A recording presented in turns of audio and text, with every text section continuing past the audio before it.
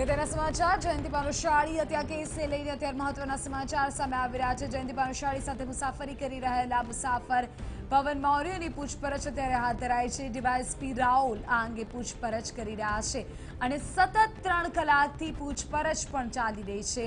આપણે જણાવી દઈએ કે ગઈકાલના અને આજના તેમના નિવેદનમાં વિરોધાભાસ પણ જાણવા મળ્યો હોવાની સૂત્ર પાસેથી માહિતી મળી રહી છે। ત્યારે અત્યારે તમામ વિગતો એકત્ર કરવામાં આવી રહી છે। એસી કોચમાં જેટલા મુસાફરો હતા એ તમામ મુસાફરોની પૂછપરછ કરાશે। 10 થી વધુ કર્મચારીઓની રેલવેના પણ અત્યારે પૂછપરછ કરાઈ રહી છે। તેમાં ટીસી અટેન્ડન્ટ તમામનો સમાવેશ થાય છે। એસઆઈટીના અધિકારીઓ તપાસ માટે વિવિધ સ્થળોએ જવા પણ રવાના થઈ ચૂક્યા છે।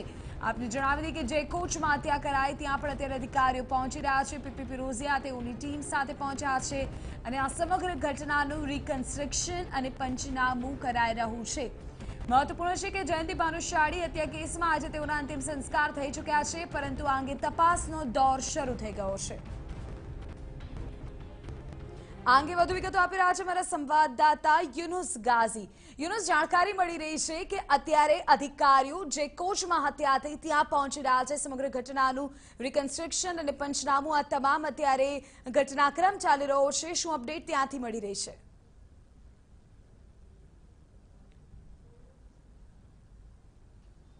વિદ્યા, ઘટનાની તપાસ માટે જે ડીઆઈજી ગૌતમ પરમારની આગેવાની હેઠળની એસઆઈટી મળી છે તેઓની આજે સવારે એક બેઠક મળી હતી અને બેઠકમાં તપાસની દિશા નક્કી કરવા માટેના વિવિધ મુદ્દાઓ નક્કી કરવામાં આવ્યા હતા અને ત્યારબાદ રેલવે એસપી ભાવના પટેલ તથા આ કેસના જે તપાસ અધિકારી ડીવાયએસપી પીપી ફિરોઝિયા છે તેઓ સહિતની જે ટીમ છે તે સયાજીનગરી એક્સપ્રેસના એક કોચની તપાસ માટે પહોંચ્યા છે કે જે કોચમાં ભાનુશાળી મુસાફરી કરી રહ્યા હતા અને જેમાં તેઓની હત્યા કરવામાં આવી છે।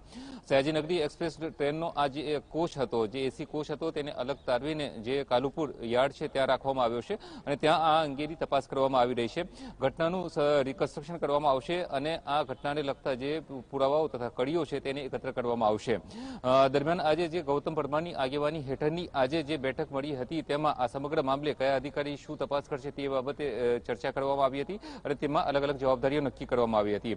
ગઈકાલથી અત્યાર સુધી આ કેસને લગતા 5 જે મહત્વની વ્યક્તિઓ છે તેઓની પૂછપરછ કરવામાં આવી હતી અને આજે પણ તેઓની પૂછપરછ કરવામાં આવી છે અને તેના નિવેદન નોંધવામાં આવી રહ્યા છે। ભાનુશાળી સાથે જે વ્યક્તિ મુસાફરી કરી રહ્યા હતા તે પવન મોરે નામની જે મુસાફર છે તેઓની ગઈકાલે પણ પૂછપરછ કરવામાં આવી હતી અને આજે પણ પૂછપરછ કરવામાં આવી રહી છે અને ડીવાયએસપી જેપી રાહુલ તેઓની સતત લગભગ 3 થી 4 કલાકથી પૂછપરછ કરી રહ્યા છે અને તેઓનું નિવેદન નોંધવામાં આવ્યું છે। જે સૂત્રો તરફથી વિગતો મળી રહી છે તે મુજબ ગઈકાલે તેઓએ જે વિગતો આપી હતી કે તે કુદરતી હાજતે ગયા હતા અને ત્યારબાદ આ ઘટના બની અને ત્યારબાદ આજે તેઓ દ્વારા અન્ય વિગતો આપવામાં આવી હોવાનું સૂત્રો જણાવી રહ્યા છે। તેઓએ હત્યારાઓને નજીકથી જોયા છે અથવા તો ભાનુશાળી અને જે હત્યારાઓ હતા તેઓ વચ્ચેનો જે વાર્તાલાપ છે તેઓએ સાંભળ્યો હોવાની વિગતો સામે આવી રહી છે।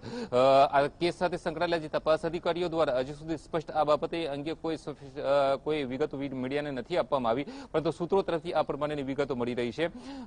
જે એસઆઈટીની ટીમ બનાવવામાં આવેલી છે તેમાં જે રેલવેના અધિકારીઓ તો સીધી તપાસ અને પૂછપરછ તથા નિવેદનો નોંધવાની પ્રક્રિયા કરી રહ્યા છે।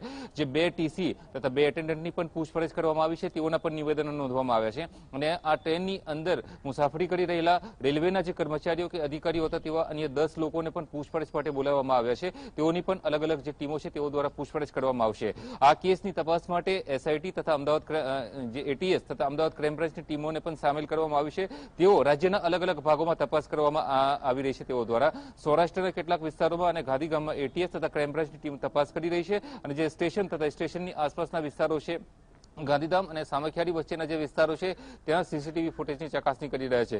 ગઈકાલ રાતથી એક વિગત સામે આવી હતી કે જયંતિ ભાનુશાળીને એક સ્વિફ્ટ કાર 4 દિવસથી પીછો કરી રહી હતી। આ કાર કઈ હતી તે અંગે પણ તપાસ કરવામાં આવી રહી છે। એટલે કે આ સમગ્ર કેસ માટે રાજ્ય સરકારની સીધી સૂચનાથી ડીજીપી દ્વારા જે એસઆઈટી બનાવવામાં આવેલી છે તે એસઆઈટીની જે અલગ અલગ જે પેટા ટીમો છે તેઓ દ્વારા રાજ્યના અલગ અલગ વિસ્તારોમાં અલગ અલગ દિશાઓમાં તપાસ કરવામાં આવી રહી છે। આભાર યુનુસ આ તમામ અપડેટ બદલ। તો અત્યારે જાણકારી એ સામે આવી રહી છે કે એક તરફ સમગ્ર ઘટનાનું રિકન્સ્ટ્રક્શન કરવામાં આવી રહ્યું છે અને અધિકારીઓ અત્યારે જે H1 કોચને રાખવામાં આવ્યો છે ત્યાં પહોંચી ચૂક્યા છે અને વધુ તપાસ કરી રહ્યા છે, તો બીજી તરફ પવન મોરેની પણ સતત છેલ્લી 3 કલાકથી પૂછપરછ ચાલી રહી છે।